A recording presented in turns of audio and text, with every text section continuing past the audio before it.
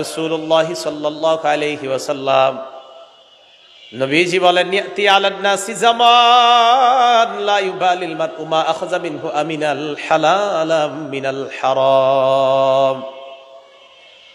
এমন একটা জামানা আসবে যেই জামানায় মানুষ পরোয়া করবে না কোত্থেকে সে কামাই করছে, এই পরোয়া করবে না। তার উপার্জিত জিনিসটা হালাল না হারাম মানুষ পরোয়া করবে না। আসলেই হলো আমার পকেটের মধ্যে, এটা হালাল না হারাম এটা দেখার সময় নাই। নবীজি বলেন, এমন একটা সময় আসবে মানুষ পরোয়া করবে না সে কি হালাল কামাই করলো না হারাম কামাই করলো। নবীজি বলছে এমন একটা জামানা আসবে। আপনারা বলেন তো এই জামানা কি আসবে না চলতেছে?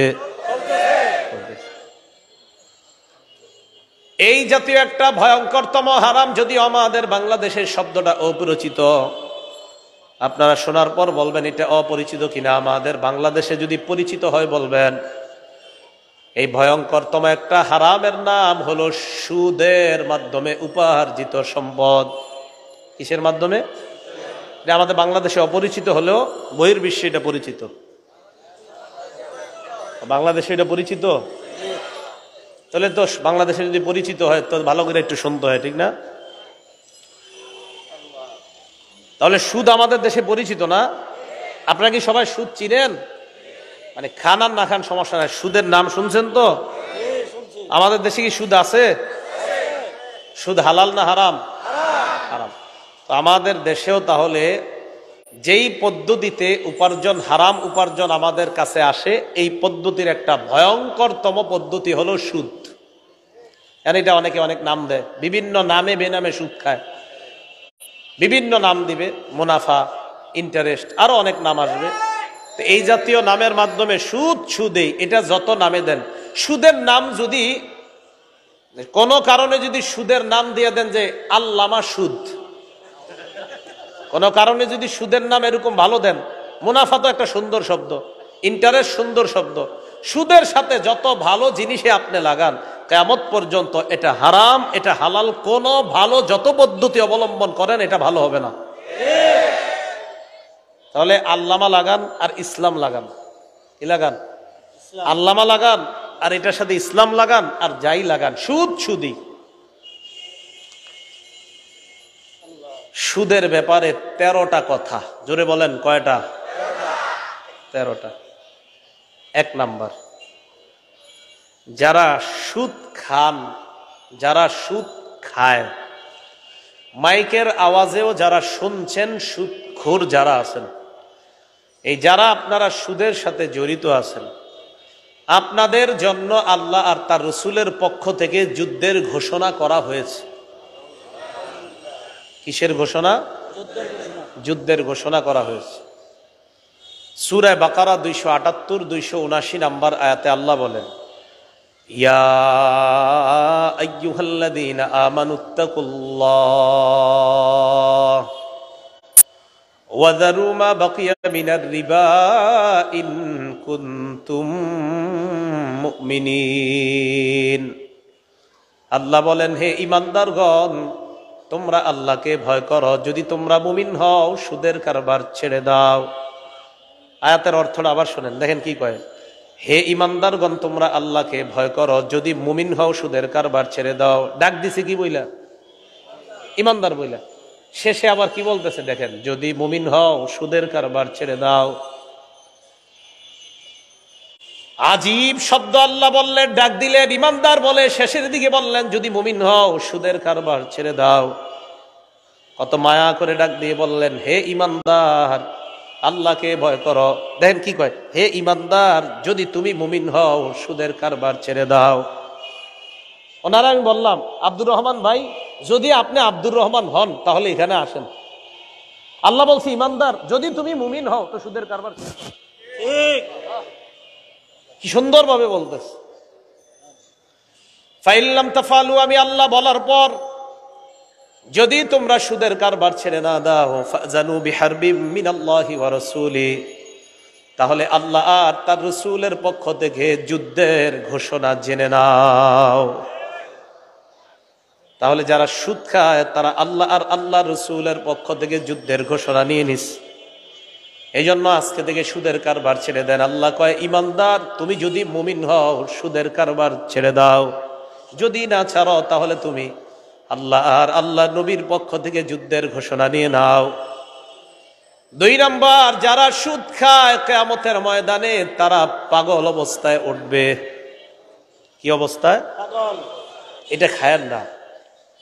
সূরা বাকারার 275 নম্বর আয়াতে আল্লাহ বলেন, আল্লাযীনা ইয়াকুলুনার রিবা, যারা সুদ খায়, লা ইয়াকুমুনা ইল্লা কামা ইয়াকুমুল্লাযী ইয়াতাখাব্বাতুহুশ শাইতানু মিনাল মাস, এরা কিয়ামতের ময়দানে এমন অবস্থায় উঠবে যেন শয়তান তাদেরকে স্পর্শ করে পাগল বানায়া দিছে।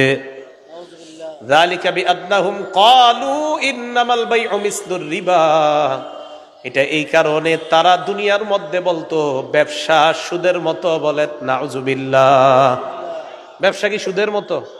আল্লাহ বলেন, আহাল্লাল্লাহুল বাইআ, আল্লাহ ব্যবসাকে হালাল করেছেন, ওয়া হাররামার রিবা, আল্লাহ সুদকে হারাম করেছেন।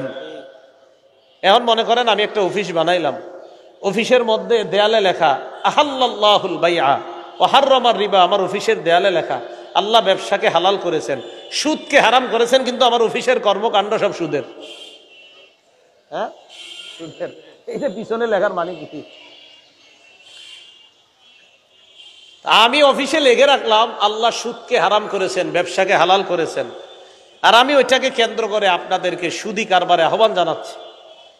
তাহলে এটা যতই আমি লিখে রাখি আর যদি সুদি কারবার করি, তো বলেন তো লিখে রাখার পরেও যদি সুদি কারবার বলি, তো এই সুদ কি হালাল হবে না হারাম? সুদ এটা হারাম। 3 নাম্বার, যারা সুদ খায় দুনিয়াতে, এই জায়গায় আমি সবার জন্য দোয়া করি, আল্লাহ যেন কাউকে সুদি কারবারে লেনদেন অবস্থায় মৃত্যু না দেয়। সুদ থেকে ফিরিয়ে খুব দ্রুত যেন আল্লাহ ওই বান্দাকে নিয়ে আল্লাহ যেন তাকে হেদায়েত দিয়ে দেয়। সুদি লেনদেনে যদি মৃত্যু হয়ে যায়, কারো এমন মরণ না হোক, যদি হয় কিয়ামতের ময়দানে এই ব্যক্তি এমন অবস্থায় উঠবে, মনে হবে তার এই গলার মধ্যে কেউ চেপে ধরে শ্বাসরোধ করে তাকে কেউ হত্যা করতে চাইতেছে, হা হা করে ফাঁসি লাগাইলে যেমন মনে হয়, এমন অবস্থায় সুদখোর কিয়ামতের মাঠে উঠবে। উমদাতুত তাফসীর 1 নম্বর খণ্ড 330 নম্বর পৃষ্ঠা। আর আব্দুল্লাহ ইবনে আব্বাস রাদিয়াল্লাহু তাআলা আনহুমা قال, আব্দুল্লাহ ইবনে আব্বাস রাদিয়াল্লাহু তাআলা আনহুমার বর্ণনা, তিনি বলেন, আকিলুর রিবা ইউবাসু ইয়াউমাল কিয়ামাতি মাজনুনান ইখনাক, সুদখোরকে কিয়ামতের ময়দানে এমন অবস্থায় উঠানো হবে, দেখলে মনে হবে পাগল, আর মনে হবে তাকে শ্বাসরোধ করে হত্যা করা হচ্ছে, দেখলে এমনটা মনে হবে। 4 নাম্বার, আপনাদের এই এলাকায় যারা সুদ খায়, যারা সুদি কারবারের লেনদেন করে, তারা এই এলাকার জন্য আল্লাহর আযাব বৈধ করে নেয়। এই দেখেন, এই এলাকার নাম মুগদা। এখন আপনারা সুদ খান না অনেকে, কিন্তু যারা খায় তারা ওই এলাকার জন্য আল্লাহর গজবকে বৈধ করে নেয়। মানে আল্লাহ গজব দিতে চান না, কিন্তু যারা সুদের কারবার করে তারা আল্লাহর গজবকে বৈধ করে নেয়। আত-তারগীব ওয়াত-তারহীব কিতাবের নাম, 3 নম্বর খণ্ড, 69 নম্বর পৃষ্ঠা, 59 নম্বর পৃষ্ঠা। আর আব্দুল্লাহ ইবনে আব্বাস রাদিয়াল্লাহু তাআলা আনহুমা قال, قال رسول الله صلى الله عليه وسلم, নবীজি বলেন, ইদা যাহারাজ জিনা ওয়ার রিবা ফি ক্বরিয়া, কোন এলাকার মধ্যে যখন 2টা অপরাধ বেড়ে যায়, বলেন কয়টা? 2টা। কোন এলাকায় যখন 2টা অপরাধ বেড়ে যাবে, 1 নাম্বার ব্যভিচার, 2 নাম্বার সুদের কারবার, قد احلوا بانفسهم عذاب الله, ব্যভিচারকারীর দল আর সুদের কারবার যারা করে তারা ওই এলাকার জন্য আল্লাহর আযাব বৈধ করে দেয়। নাউজুবিল্লাহ। তাহলে কয় গুনাহ বাড়লে এলাকায় আযাব বৈধ হয়? ব্যভিচার, সুদের কারবার। 5 নাম্বার, যারা সুদ খায় তাদের কারণে ওই এলাকায় আল্লাহ দুর্ভিক্ষের গজব দেয়। কিসের গজব দেয়? দুর্ভিক্ষের গজব দেয়। মুসনাদে আহমদ কিতাবের নাম, হাদিস নাম্বার 17822 নম্বর হাদিসের বর্ণনা। عن عمرو بن العاص رضي الله تعالى عنه قال আমর ইবনুল আস রাদিয়াল্লাহু তাআলা আনহুর বর্ণনা, মা মিন কওমিন ইয়াজহারু ফীহিমুর রিবা ইল্লা উখিযু বিসসানা। কোন এলাকার মধ্যে যদি সুদের কারবার বেড়ে যায়, ওই এলাকার মানুষগুলাকে দুর্ভিক্ষের গজব দ্বারা পাকড়াও করা হয়, দুর্ভিক্ষের গজব তাদের উপর চাপিয়ে দেওয়া হয়। ওয়া মা মিন কওমিন ইয়াজহারু ফীহিমুর রিশা, কোন এলাকায় যখন ঘুষের কারবার বেড়ে যায়, ইল্লা উখিযু বির-রু'বি, ওই এলাকার মানুষগুলা কাপুরুষ হয়ে যায়, পুরুষগুলা কাপুরুষ হয়ে যায়।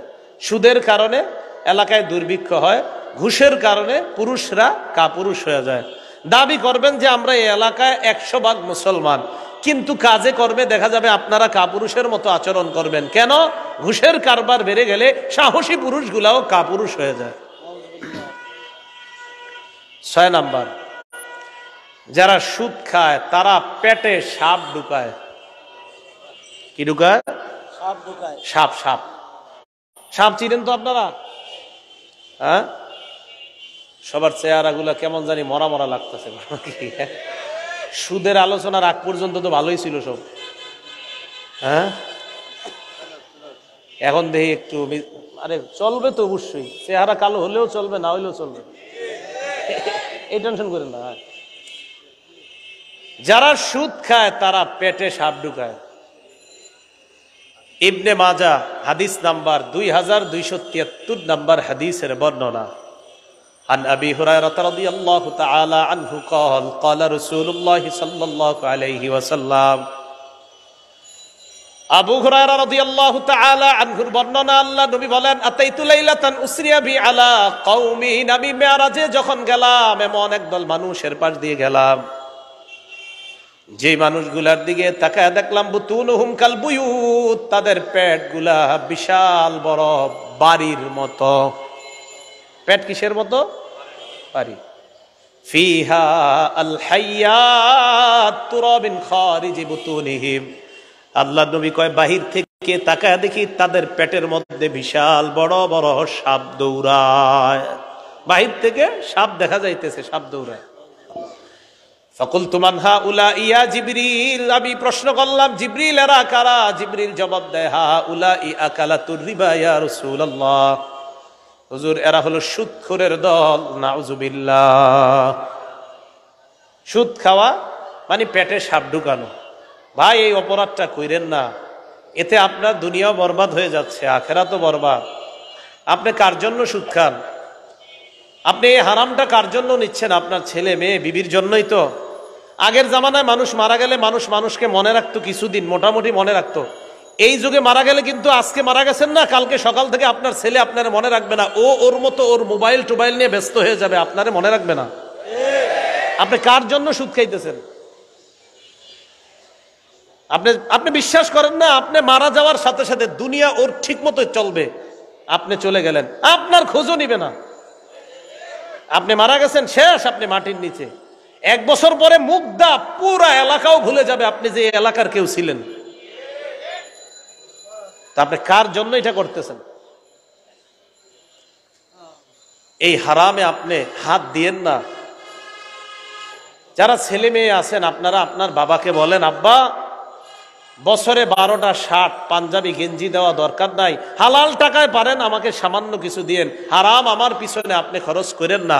মা বোন মেয়েরা যারা আছেন, আপনি আপনার বাবাকে বলেন, স্ত্রী যারা আছেন আপনার স্বামীকে বলেন, তুমি আমার জন্য হালাল টাকায় যা পারো আমাকে খাওয়াবা, পরাবা, সামান্য হারাম আমার পিছনে খরচ করবা না। আমি আশাবাদী কোনো বিবি তার স্বামীকে যদি এটা বলে, কোনো ছেলে আর মেয়ে যদি তার বাবাকে এটা বলে, আমি আশাবাদী ইনশাআল্লাহ ওই বাবা ওই স্বামী সুদের কারবার থেকে ফিরে আসবে।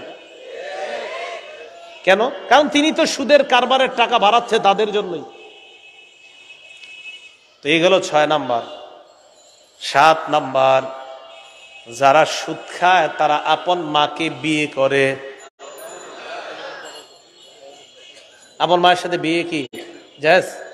হারাম না? হারাম, জিনা, ব্যভিচার।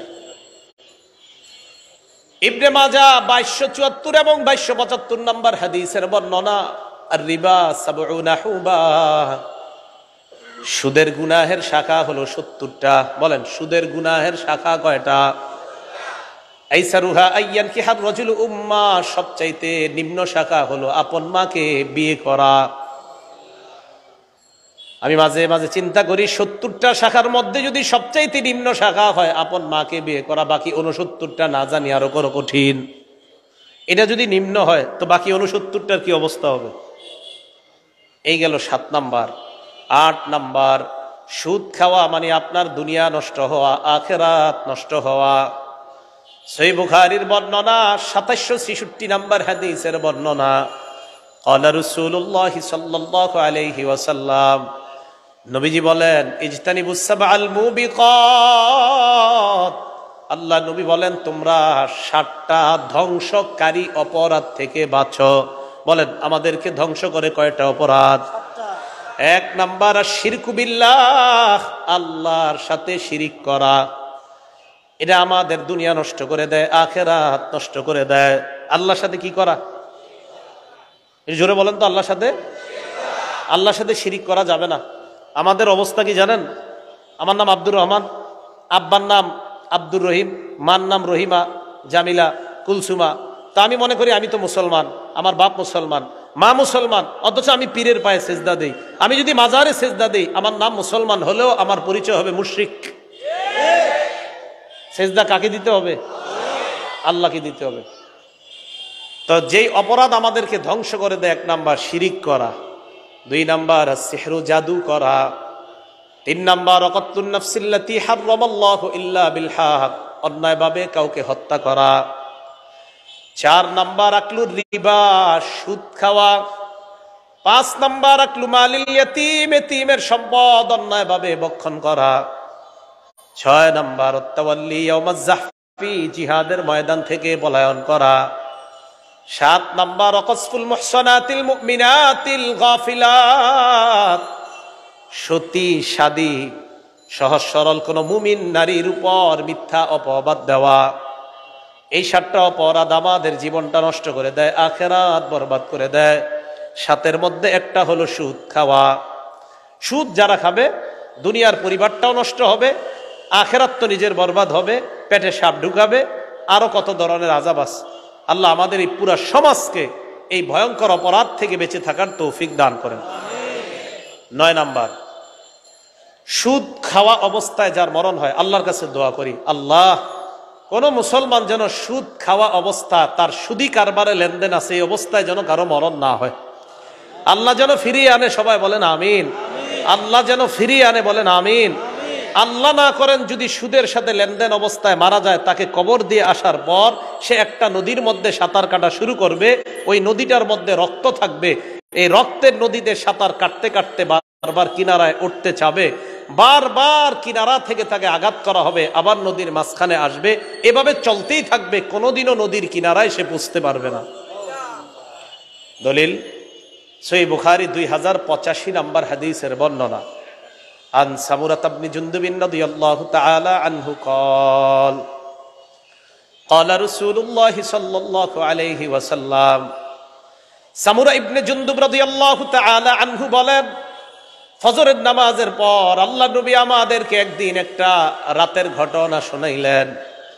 নবীজি বললেন, রাআইতুল লাইলাতা রাজুলাইন আতায়ান, আমি 2 ব্যক্তিকে দেখলাম আমার কাছে আসছে, ফাখরাজানি ইলা আরদিন মুকদ্দাসা, আমাকে একটা পবিত্র জমিনের কাছে নিয়ে যায়। পবিত্র ভূমির কাছে যাওয়ার পর নবীজি বলেন, আমরা 3 জন চলতে লাগলাম, ফানতালাকনা হাত্তা আতাইনা আলা নাহরিম মিন দাম, চলতে চলতে একটা নদীর কাছে গেলাম, ওই নদীর মধ্যে তাকিয়ে দেখলাম নদীর মধ্যে রক্ত আর রক্ত। আমাদের দেশে নদীতে কি আছে? পানি আছে। নবীজি বলেন, ওই নদীর মধ্যে আমি দেখলাম রক্ত আর রক্ত।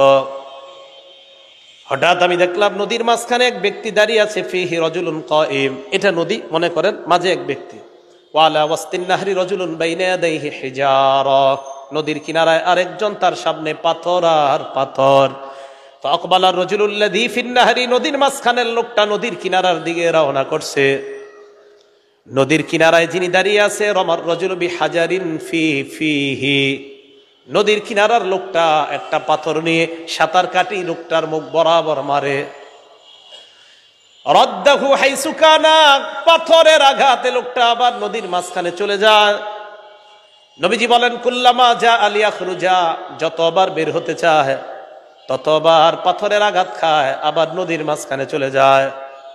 জিবরিল আমিন আমাকে বলে আল্লাযী রাআইতাহু ফিন নাহরি আকিলুর রিবা, ইয়া রাসূলুল্লাহ, আপনি যাকে নদীর মধ্যে সাঁতার কাটতে দেখলেন এটা হলো সুদখোর। নাউজুবিল্লাহ, আল্লাহ হেফাজত করেন।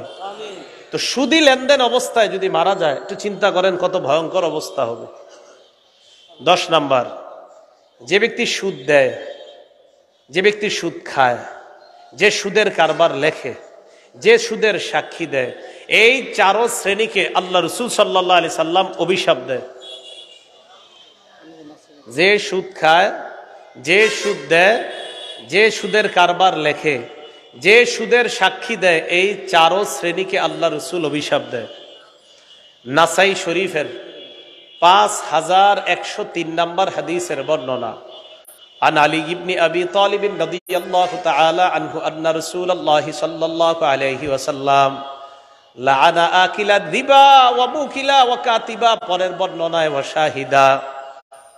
আলী রাদিয়াল্লাহু তাআলা আনহু বলেন আল্লাহ নবী সুদখোরকে অভিশাপ দেয়, সুদদাতাকে অভিশাপ দেয়, সুদের লেখককে অভিশাপ দেয়, সুদের সাক্ষ্যদাতা যে তাকে অভিশাপ দেয়। 4 শ্রেণীকে আল্লাহ নবী অভিশাপ দেয়। এলাকায় অনেক সহজ সরল মানুষ আছে যারা সুদে টাকা লাগায়, তো এরা কি করে, ওই সহজ সরল মানুষগুলারে সাক্ষী রাখে। ভালো মানুষ, নামাজি ব্যক্তি এদেরকে সাক্ষী রাখে। প্রিয় নামাজি ভাইয়েরা শোনেন, সুদের সাক্ষীও দিবেন না, সুদের সাক্ষী যদি দেন তাও নবী আপনার অভিশাপ দিবে। এই জন্য সুদের লেখা, সুদের সাক্ষীদাতা, আপনি দেখেন আপনি একজন নামাজি ব্যক্তি, সুদের সাক্ষী আপনি দিলেন, খাইলেনও না, ধরলেনও না, ফাও ফাও নবীর অভিশাপের তলে কেন পড়বেন? এজন্য সুদের সাক্ষী দিবেন না, সুদের লেখাও লিখবেন না, সুদ খাবেন না, সুদ দিবেন না। এই 4 শ্রেণীর অন্তর্ভুক্ত হওয়া থেকে আল্লাহ আমাদেরকে হেফাজত করেন।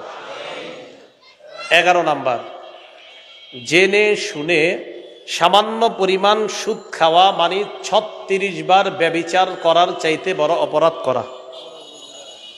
জেনে শুনে সামান্য পরিমাণ সুদ খাওয়া, কমান সাউন্ড কমান, জেনে শুনে সামান্য পরিমাণ সুদ খাওয়া মানে 36 বার ব্যভিচারের চাইতে বড় অপরাধ করা।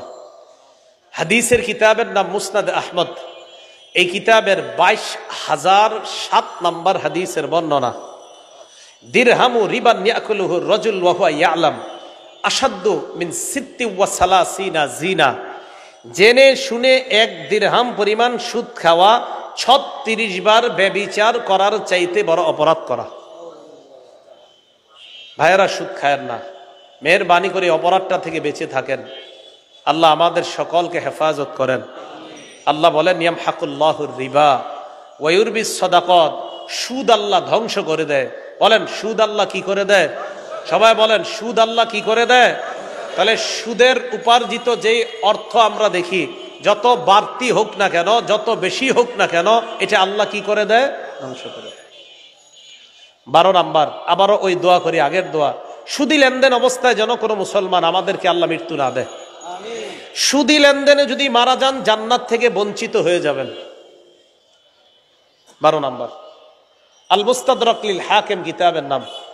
এই কিতাবের 2260 নাম্বার হাদিসের বর্ণনা। নবীজি বলেন আরবাউন হাক্কুন আলাল্লাহি আল্লাহ ইউদখিলাহুমুল জান্নাহ। 4 ব্যক্তির ব্যাপারে আল্লাহর হক, 4 ব্যক্তির ব্যাপারে আল্লাহর হক। দেখেন নবী কি কয়, 4 ব্যক্তির ব্যাপারে আল্লাহর হক হলো তাদেরকে জান্নাত না দেওয়া। 4 জনকে জান্নাত না দেওয়া এটা আল্লাহর হক। কয়জনকে জান্নাত না দেওয়া আল্লাহর হক? 1 নাম্বার মুদমিনুল খামরি, যে প্রতিনিয়ত মদ পান করে, মদ্যপানে অভ্যস্ত, প্রতিনিয়ত মাদক সেবন করে, এই ব্যক্তিকে জান্নাত না দেওয়া আল্লাহর হক। নিয়মিত মদ পান করে, খাইতে খাইতে মারা গেছে, এই ব্যক্তিকে জান্নাত না দেওয়া আল্লাহর হক। এই জন্য অনেকে দেখবেন আপনার এই মদ পান করতে করতে করতে করতে এক সময় এমন অবস্থা হয় যে তাকে আপনার বিভিন্ন জায়গায় নিয়ে ভর্তি করা হয়, সেখানে যাওয়ার পরে বলে যে আমার মদ লাগবে। কি লাগবে? মদ লাগবে। এই আল্লাহ না করেন এই অবস্থায় যদি মারা যায় তাহলে তাকে জান্নাত না দেওয়া আল্লাহর হক। তো এই জন্য অনেক সময় দেখবেন বিভিন্ন দেশে অনেক মদে আসক্ত হওয়া ব্যক্তিরা যখন মারা যায়, যে নিয়মিত মদ পান করে, এর ব্যাপারে দেখবেন যখন প্রশ্ন করে সাংবাদিকরা, হাউ ডিড হি ডাই, সে কিভাবে মারা গেছে, দেখবেন ওখানে পেপারে পরের অংশগুলা কি লেখে একটু দেখেন যে কিভাবে মারা গেল।